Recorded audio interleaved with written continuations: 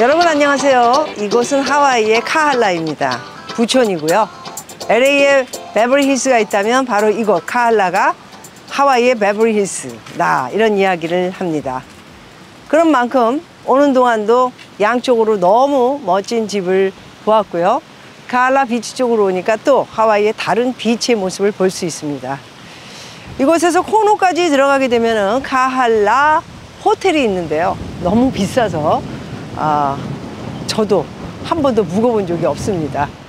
그 옆에 콘도 같은 그런 곳이 있는데요. 아마도 리조트인 것 같습니다. 예.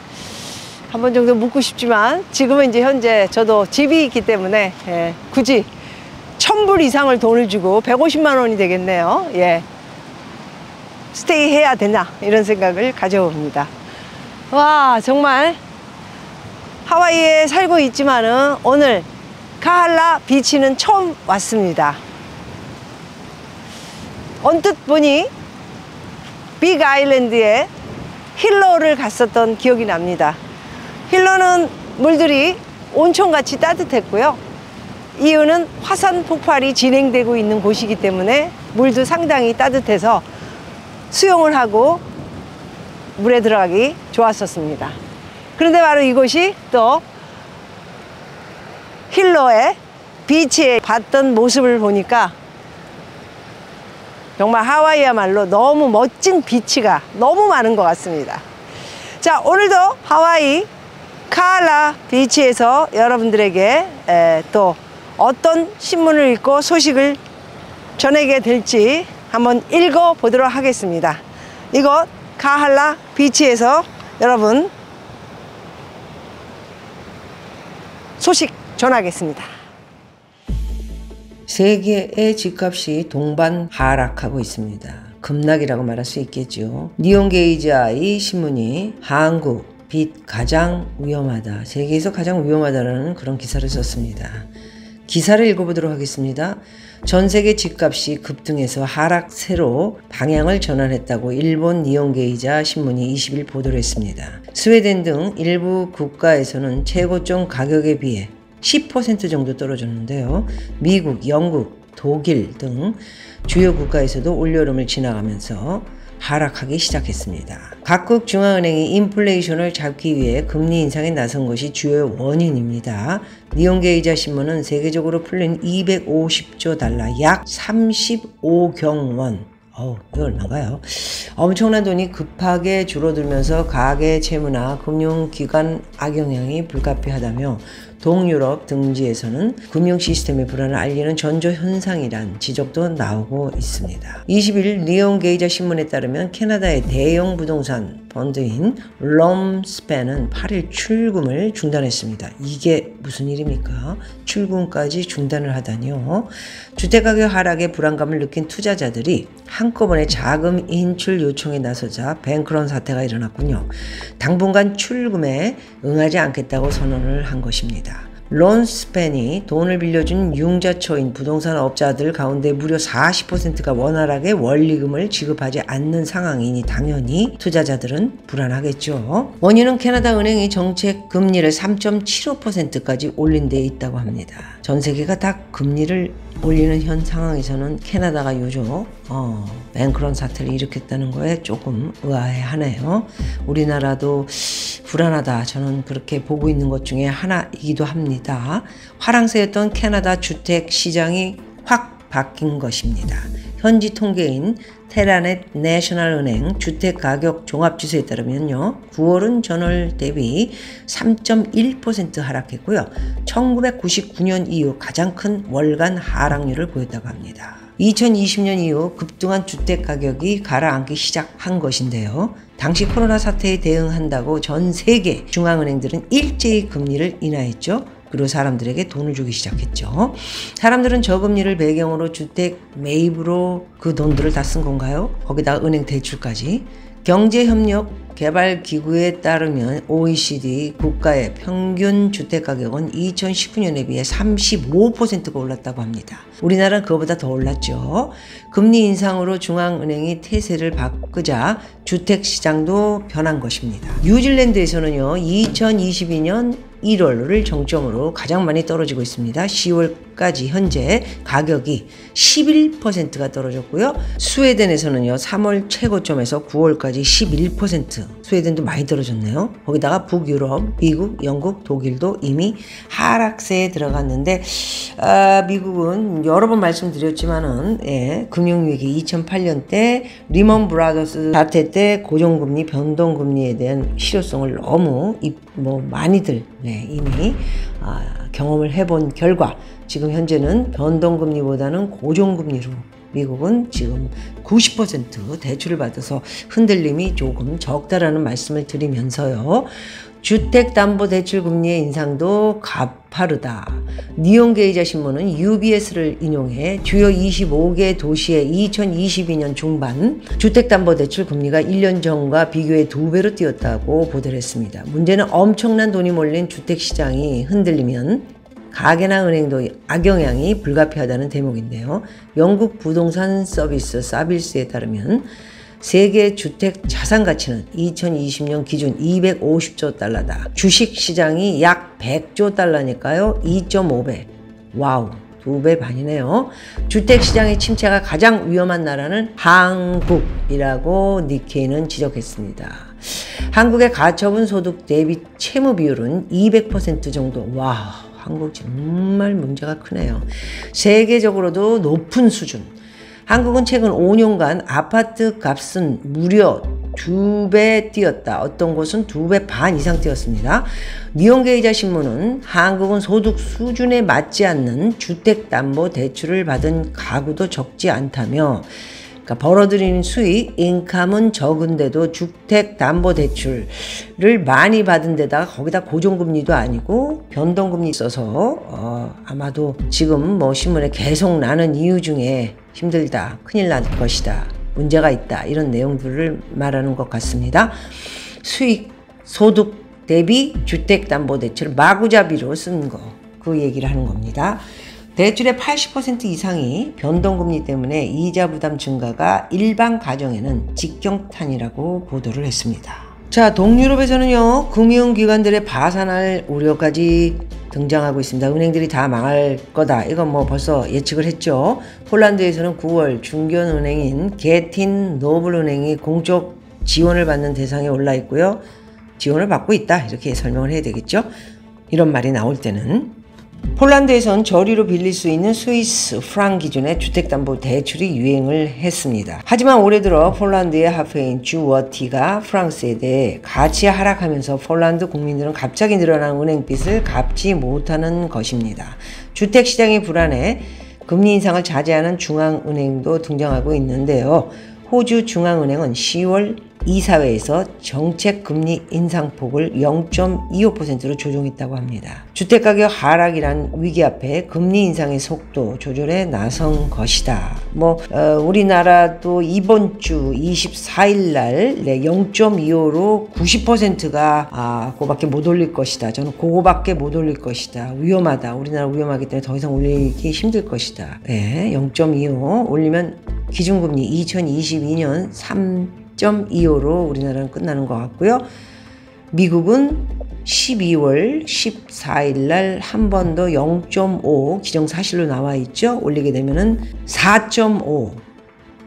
엄청 차이가 많이 나네요. 무려 1.25의 차이를 내고 한국과 미국이 벌어지는 모습을 보게 된다면 달러도 가치가 더 오르지 않을까, 이런 생각을 한번 해보겠습니다.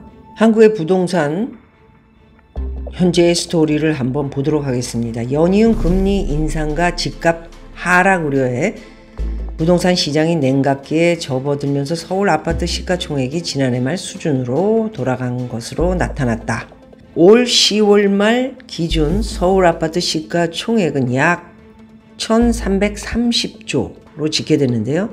작년 12월 말에는 1332조 2천억 수준으로 돌아간 것이자 정점을 찍었던 올해 6월 시가총액 자그마치 1342조 8천억과 비교하면 4개월 만에 12조 8천억이 감소한 상태라고 합니다. 서울 아파트 시가총액은 집값 상승이 본격화하기 시작한 2017년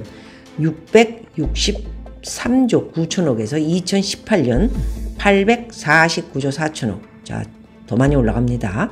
2019년에는 952조 6천억, 2020년에는 1150조 6천억, 지난해 1332조 2천억까지 매년 증가를 했습니다. 하지만 고금리 여파로 올해 6월 이후 4개월 연속 쪼그라들고 있는데요.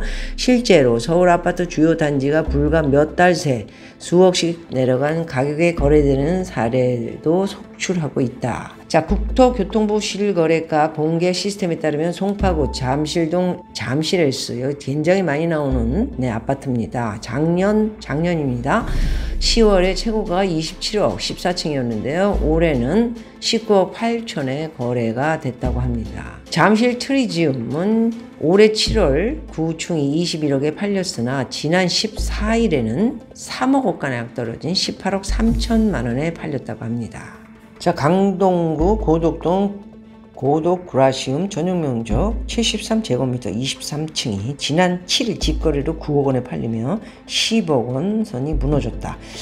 작년 8월만 해도 같은 면적이 17층이요. 16억 6천만 원. 아이고, 무려 이분은 7억. 9억이 팔렸으니까 7억 6천만 원을 더 주고 샀군요. 작년 8월에 사신 분 어쩌면 좋습니까?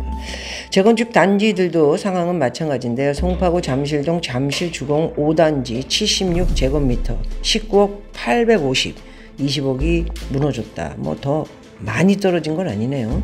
강남구 대치동 음마아파트 전역 76제곱미터 지난 8일 17억 7천만 원에 팔렸는데 20억 선에서 19억 선마저 무너져서 17억에 팔렸다.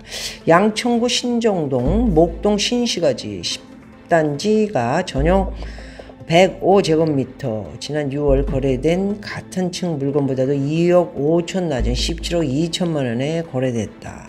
올해 들어 급격한 집값 하락을 겪고 있는 인천 아파트, 심각하죠. 시가총액도 지난달에 기준 155조 6천억, 지난해 8월에 155조 9천억 그 수준으로 돌아갔다, 이런 내용입니다. 인천 아파트 시가총액은 작년 12월 무려 164조 1천억이었는데요. 최대치를 기록한 뒤 올해 들어서 매달 하락세를 이어가서 작년 8월 수준이었던 155조 9천억, 지금 155조 6천억. 더 많이 내려갔네요. 집값이 수직 상승한 뒤 거품이 빠르게 빠지고 있는 바로 세종입니다. 세종도 상황은 다르지 않는다. 많이 내려가야죠. 세종은 너무 많이 올라가지고. 그런데 세종 아파트 시가총액은 작년 9월부터 빠르게 줄어들기 시작해 지난달 말 기준 24조 6천억 원으로 감소하면서 2020년 11월 수준으로 빠졌다, 돌아갔다, 이런 말을 하고 있습니다. 이런 가운데 되게 지금 심각하지 않습니까? 여러 가지로 봤을 때는 고금리 그리고 가격 급등 부담, 거품이 너무 많이 쌓여 있어서 이거 뭐 한 더블로 오른 거 지금 거의 다 내려가야 되는데 시간이 걸립니다. 그리고 경기 둔화, 경기 침체, 경기 둔화, 이렇게 소비가 지금 안 되는 시기에 있어서 부동산 침체는 장기화될 게 뻔하고요. 금리 인상이 이제 밖에서 금리 인하가 되기 전에는 매수 심리는 쉽지 않다 보고요. 내년 하반기까지도 집값 약세로 내려갈 확률이 지금 높지 않습니까? 이런 가운데 또 바람잡이들이 있습니다. 바로 성수, 노량진, 흑석, 빅3를 급매물 노려볼 만하다, 이런 내용인데요.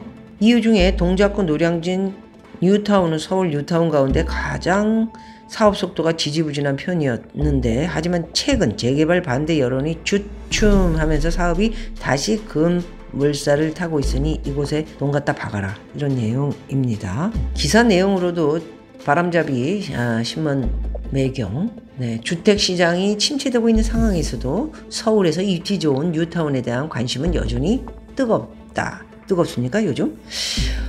이게 뉴타운 어쨌든 재건축 하는 곳들은 시간이 지금부터 계산을 해도 10년 기다리셔야 되고요. 저처럼 나이 많으신 분들은 그런 데 투자하는 거 아니에요.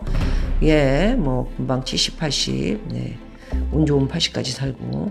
그런데 언제 죽을지 모르는데 무슨 10년, 15년 바라보고 뭘 합니까? 이런 건 아닙니다. 전문가들은 성수, 노량진, 흑석, 뉴타운을 한남, 뉴타운을 제외한 빅3 뉴타운으로 분류하면서 오히려 주택가격이 하락하는 시기에 알짜 매물을 잡을 수 있다.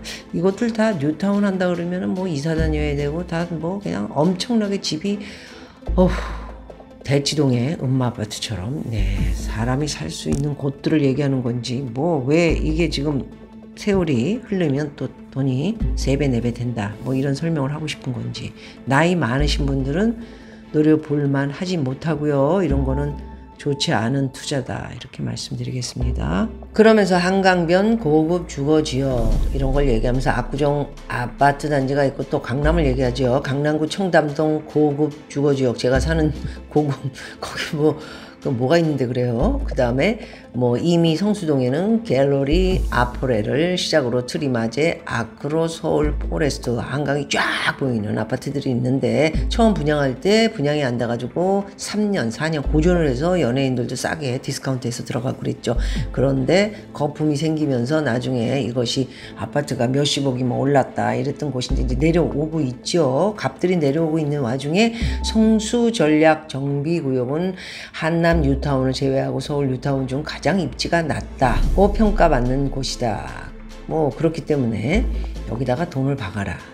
지금 거품이 꼈던 그 시기와 지금 다른 시기를 접하고 있는데 분양가가 얼마일지, 분양가를 낮게 잡고 분양을 한다 하더라도 쉽지 않은 값일 텐데, 그 다음에 또 한 2, 3년 후에 더블로 돈이 더 크게 만들어질지, 집값이 올라야 크게 만들어지는 거죠. 지금은 그런 것을 앞을 내다볼 수 없는 시기고요. 대출을 받을 수 없죠. 금리가 너무 높기 때문에. 무슨 결정을 하라는 거죠? 아무것도 결정할 시기가 아닌 듯이고요. 두 번째는 이런 거를 정비해서 집을 지을 수 있는 지금 제대로 된 건설회사들이 있나요? 다 무던하게 생겼는데 그렇습니다. 돈 잘못 박았다가 평생 고생할 수 있습니다. 그러면서 대부분 사업 마무리한 흑석 뉴타운, 본격적으로 시작하는 노량진 뉴타운, 이 두 곳에 투자를 하라는 거죠. 이런 시기에 이 두 곳 가장 인기가 없었던 곳이었는데 지금은 인기가 있는 것인가요? 가장 문제가 되면은 별 볼 일 없는 그런 곳이라고 저는 보고 있는데, 그러면서 교통도 되게 편하다. 여기 교통이 편한가요? 흑석 뉴타운이? 저는 거기 중앙대학교 거기 뭐 있는 거 그거밖에 잘 모르겠고요. 한강이 들여다 보인다는 김연아가 사는 옛날에 뭐 연예인들 많이 살았죠. 현빈이도 살고 장동건이도 살고 뭐 그랬다라는, 그거는 굉장히 교통이 엉터리 같은 곳에다가 그냥 덜렁 빌라 하나만 져가지고 인순이도 거기 뭐 그 빌라하고 연관이 돼가지고 고소 고발이 있었던 곳이기도 하고요. 그게 흑석동인데 거기가 뉴타운 개발이 될 수밖에 없는 지역이죠. 너무너무 낙후된 곳이었죠. 낙후. 아파트만 이제 덜렁 지어놓고 뭐 엄청나게 올려놓고 높은 아파트들 이렇게 되면은 인기 좋을 것이다. 글쎄요. 자, 흑석 뉴타운은 내년 2월 입주 예정이라고 하는데요. 잔금 못 치러서 아마 전세도 굉장히 많이 나올 것 같습니다. 그거부터 지켜보십시오, 여러분. 제 말이 틀린가? 전세가 많이 나오면 생각했던 것보다 잔금도 못 치를 정도로 전세를 못 받을 수 있을 정도로, 아니 전세를 들어가지 않죠. 그 뭐 제대로 된 강남, 소위 말해서 제대로 된 강남이라는 건 핵심 지역 어딘지 아시죠, 여러분? 그런데도 지금 전세가 푹푹 떨어지는데 굳이 흑석동을 들어가야 할 이유가 있을까?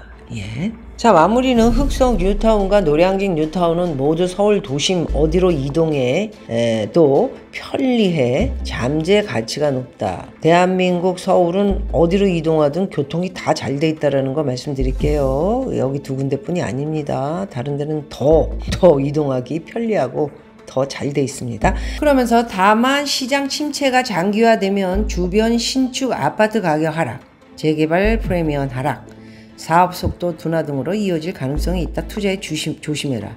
이게 뭔 말이에요? 여적 좋으니까 투자해라 하더니 자기네들 빠져나갈 군용은 딱 만들어 놓네요. 이 문제 지금 부동산 오래 갈 겁니다. 그래서 어디다 투자하시는 것보다는 은행이 지금 이자 많이 주는데요. 1년은 넉넉하게 이자를 수백만 원씩 10억 정도 넣어놓고 5억 정도 넣어놓으면 수백만 원씩 받을 수 있기 때문에 투자가 오히려 부동산 투자보다는 현재는 은행 투자가 나을 거다. 저는 그렇게 말씀드리고요. 광고를 많이 받는 이런 신문들, 뉴스들 우리에게 정직한 뉴스와 방송을 할 수 없다라는 거 다시 한번 말씀드리겠습니다.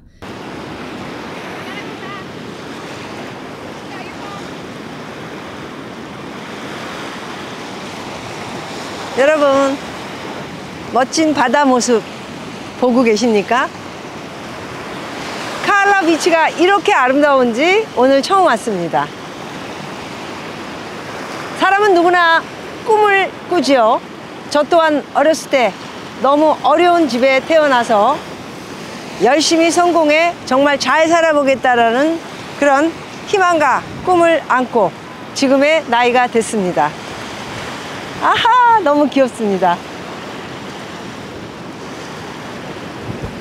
뛰어다니는 강아지의 모습을 보니까 더욱더 항상 귀여운 강아지들처럼, 개처럼 천진하고 순진하게 잘 살아야겠다, 이런 생각을 갖게 되네요. 와우!